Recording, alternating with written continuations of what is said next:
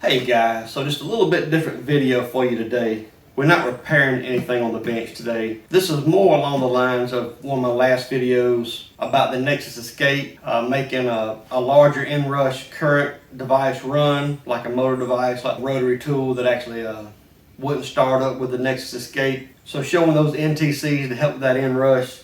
So this is similar. This is something that I have been doing for a while, but you have to know exactly what you're doing as far as if your load can take the DC or not. What I put together here is to show how I can run some of my household tools and things that are run off DC. I can run it with two of my Ego battery packs in series. So one thing to keep in mind, if you don't know something to run off AC or DC, then just simply don't do it. But today I'll just be going through some tests where you don't have to.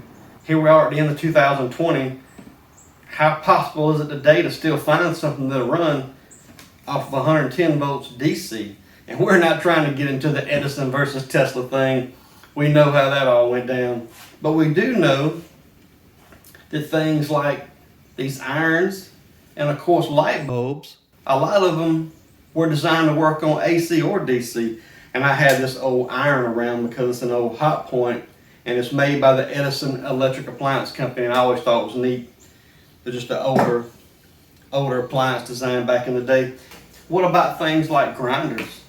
Some of you may know, especially welders and industrial people, you may know that a lot of your portable on-truck generators have a 120 volt DC outlet, and a lot of grinders and things are made to run off of both. I'll show up close to this tag in a few minutes when I get the camera back over my shoulder, but this one tells us they're to run off of AC or DC.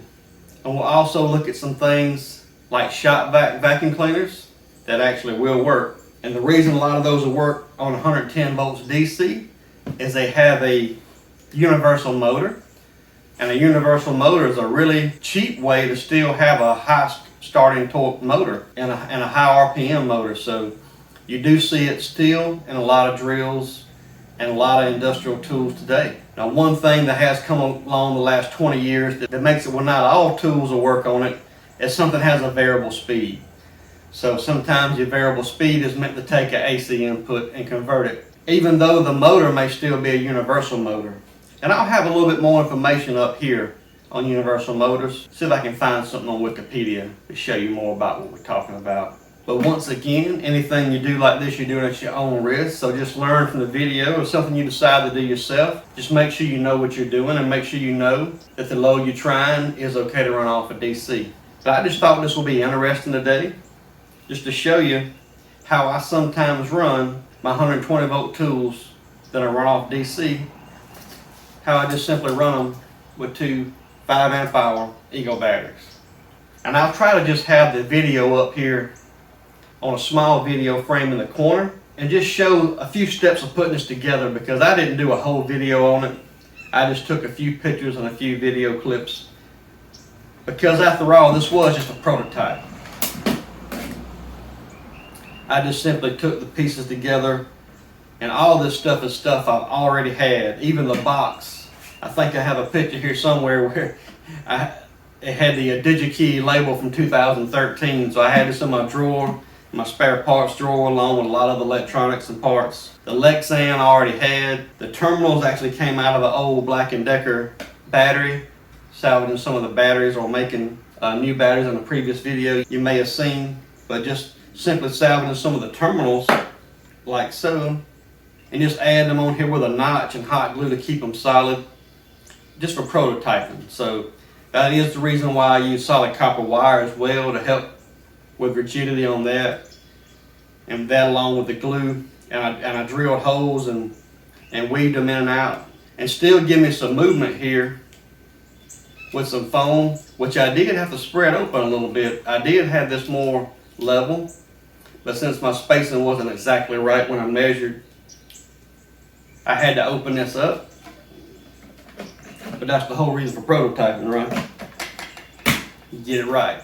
I'll just get you over my shoulder here, and we'll just see how some light bulbs and things work on 120 volt DC today. So back now with a little bit closer look of this as a very basic, just show and tell here of how I put together this 110 volts of DC. And what I'll do to save time on video, up here in the corner, I'll try to go through and just show quick little clips of me putting this thing together, because this was meant to be nothing more than a prototype, really. It's just nothing but the wires coming up. It's just the plus and the minus junction across between the two batteries to give out 115 volts DC or so out. But I didn't junction across the battery itself, which would have been easier, and just bring two wires up. I brought all four wires up, and I'll get into that later, my ideas for that. And really just a simple thing to show just what we're doing here in a simple way. But I do have here that I have no protection, which, keep in mind, these are 5 amp hour batteries, by the way. So I believe it's a 30 or 40 amp onboard fuse. So it's not like we don't have some protection on that. We don't have any further protection. And of course, we're ungrounded, so we also have to consider that with everything that we do, that we have an ungrounded power source. So as mentioned earlier, you'll see on this older grinder that I have that it says it's a double insulated 120 volt AC DC. And this is a 5.8 amp load, and you can tell it's a heavy load, but it runs it with absolutely no issue.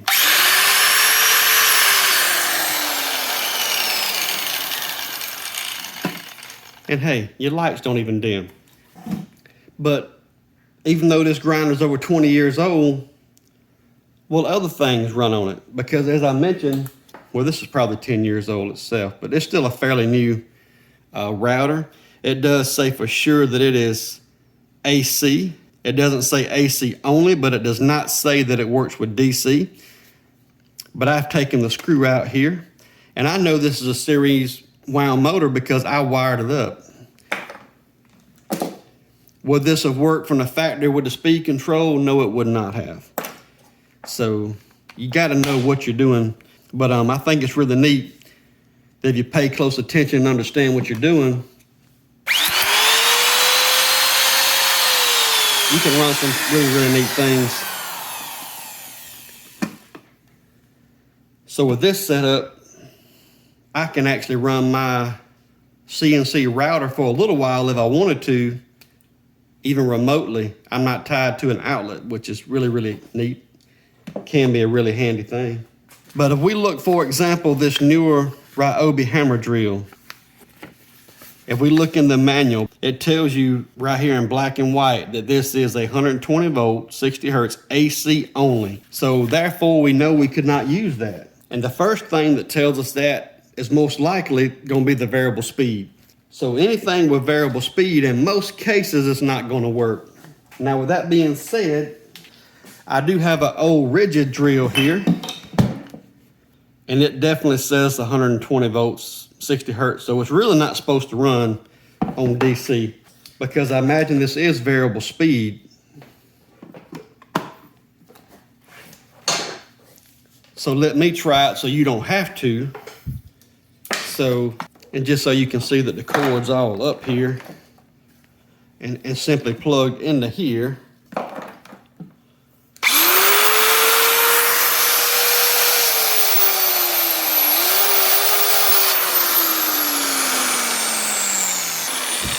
But does it reverse?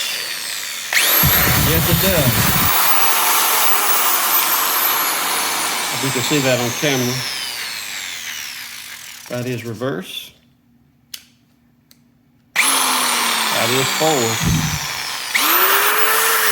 So the reason we got lucky with this one's not variable speed. It's supposed to be, but it's not. The variable speed doesn't work. So just to reiterate, you just got to know what you're dealing with. The series motor is fine. The speed control is not. Another quick example of a knot tooth. I know, I'm showing a lot of knot tooths. This has no information. It's all scratched off. It's a little rigid. We have brushes though. Surely we can run it on DC.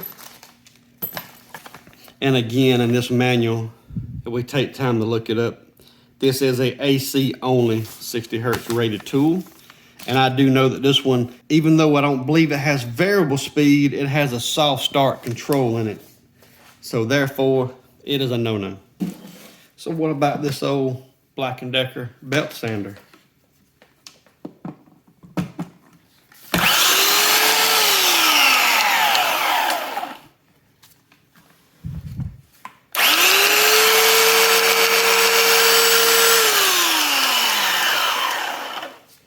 Absolutely. What about this old little Craftsman detail sander that I have? Both of these actually say AC only, but I got a good idea of the motor on these. Absolutely.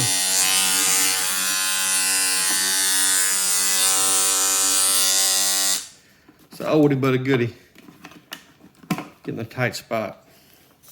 So what about something like this little mini lathe with the AC/DC series motor? Would it work on 110 volts DC? Well, you bet it would.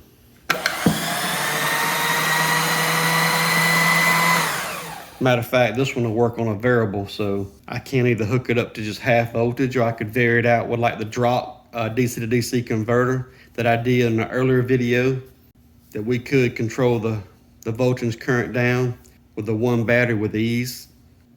Yes, we could absolutely run it on 120 volts DC, 110 volts DC, but typically if I need to run this remotely or in a cordless fashion, I'll do it with just 56 volts, so just one battery. I just have it jumpered here where the other battery would be in series. So simply just 55 to 58 volts is about perfect. If you did want to, let's just say, finish machining out this little adapter shaft here, right?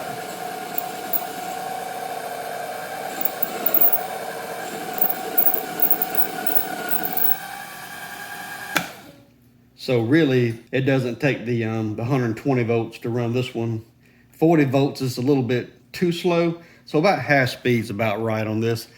But that's just another example of a motor that is AC or DC and can do a great job on AC or DC voltage input. Now, one thing I definitely want to take time to show, this is a high current vacuum motor I've taken out of a vacuum. I actually showed this in a previous video when I built the Ego vacuum, because so many people were interested in portable vacuums. It was not a wildly successful video, and the 56 volt blower did not do the best job vacuuming, but to be honest with you, what I've always done is I take two batteries and I run my vacuum with it. And I'm just going to show you a good up close one here.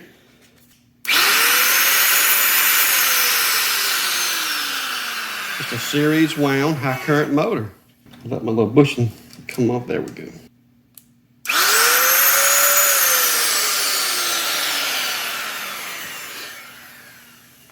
So one of the possible issues you could have with a tool that's not meant for DC could simply be the switch itself. The switch itself not being rated for DC current, it can cause heavier arcing, and the switch may not hold up as well. So another thing will be like a work light. The newer type LEDs, it might be something that you can't do, but I still have some 300 watt halogens around. So not only can I get 300 watts of work light, I can get 300 watts of heat if I needed for a shorter period of time. So that might be something that you're interested in knowing. And while we're talking about lights, I want to bring over just the regular lamp holder. And of course, a regular 60 watt incandescent lamp, which is probably no surprise to anyone. Works just as fine on this as it does to my drop cord on AC right here.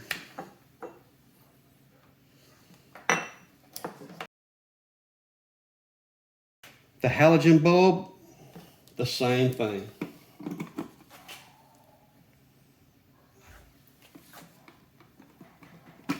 Probably again, no surprise.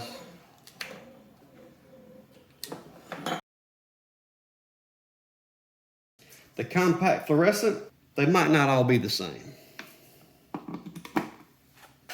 This one's going to take a little bit to heat up. This is actually a 100 watt I used to keep in my garage at a previous home I had. Once they got the glow and they put out a good bit of light. So even with 110 volts DC, it is glowing brighter. That's why I did it here first instead of AC, because it could have been misinformation if the AC got it up to brightness and fired it, and then the DC continued it. But in this case, we're gonna let the DC from a cold bulb come up all the way. Just gonna give it a few seconds and we'll fast forward the video. It is gonna get a little bit brighter, but it's a pretty warm day.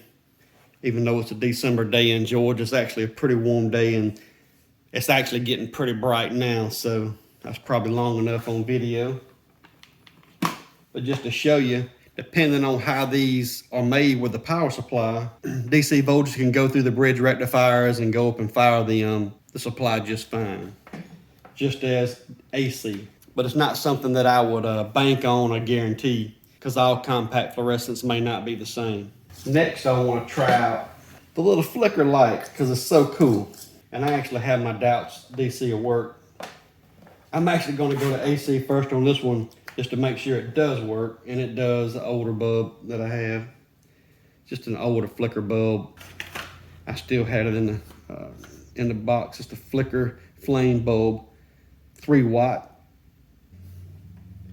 Just for simulation.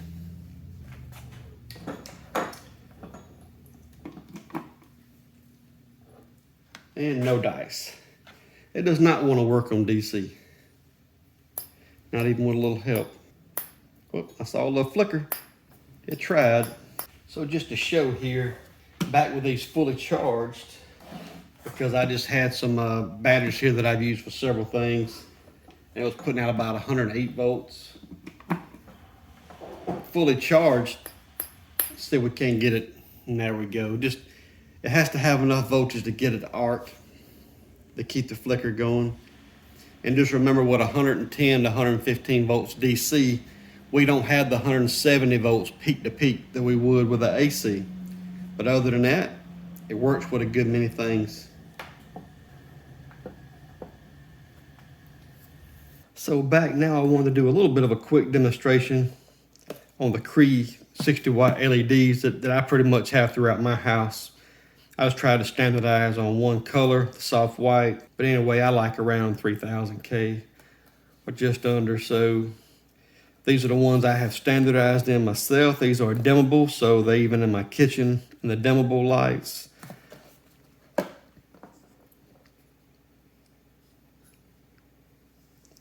So just say about 90 milliamps.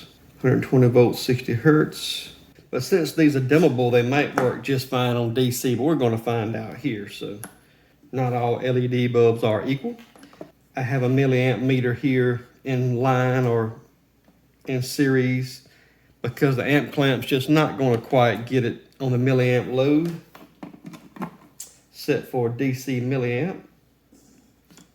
And we are about 82 milliamp at the moment. The brightness, it seems to be right. So most likely these bulbs, just like the compact fluorescent that we tried earlier, it also probably has a bridge rectifier circuit and then goes through to the power supply. So as long as one doesn't use like a capacitor dropper circuit, which I don't like those anyway, you're probably not going to have any issue running them off DC. But I'm just going to let this run a few minutes, and I'll move forward on video and we'll see how it's doing. So back now after several minutes of running, no apparent issues. We're still running about 81 milliamps on the DC power of the Cree LED 60 watt light bulb. Going to go ahead and switch it over to AC now.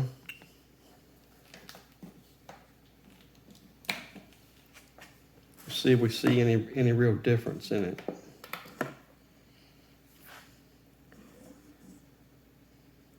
And not really running about 84 milliamps, so it's very, very similar.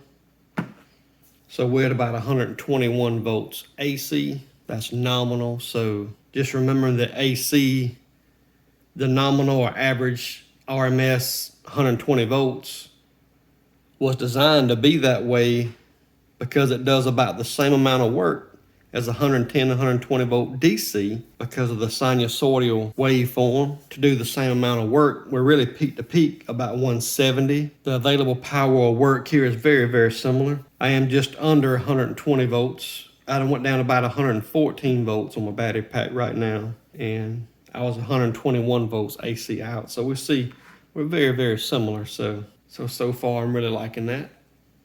So if you know enough about electricity to get this far, you're probably also saying, well, what's keeping your batteries from pulling down too low? And what are you doing to stop the voltage from going down too far?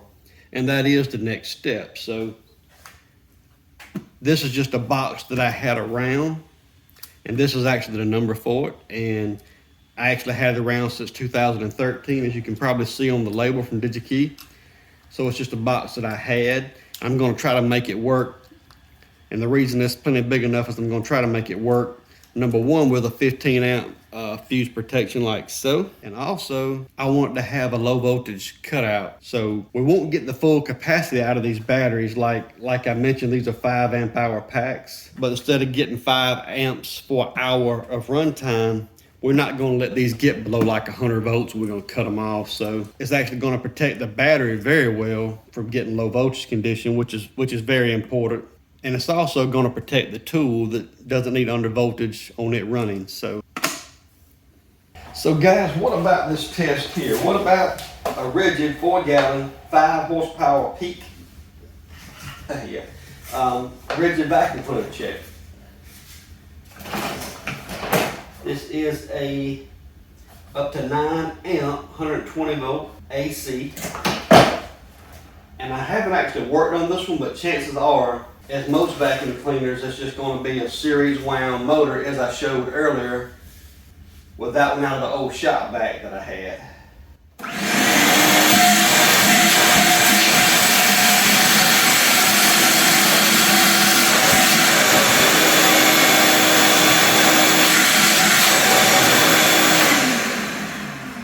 And once again, the weakest point on a tool may be the switch, if it's not rated for the DC constant current breaking at high current. So putting that circuit breaker switch in this box would help tremendously with your tools. So you can just leave it on, and with this plugged in, you can flip that breaker on and off and put your load across the breaker. And here, this easy to replace or repair, and it should actually hold up better than the cheaper switches that you buy on the consumer market. So if you thought this video was interesting today, looking at running these tools on the DC voltage, please comment below. We'll have a discussion below about it. If you would like to go further and see a video showing the low voltage cutout and the circuit breaker protection added, please comment about that as well. So if you thought the video was helpful today, please like, share, subscribe, and thanks for watching.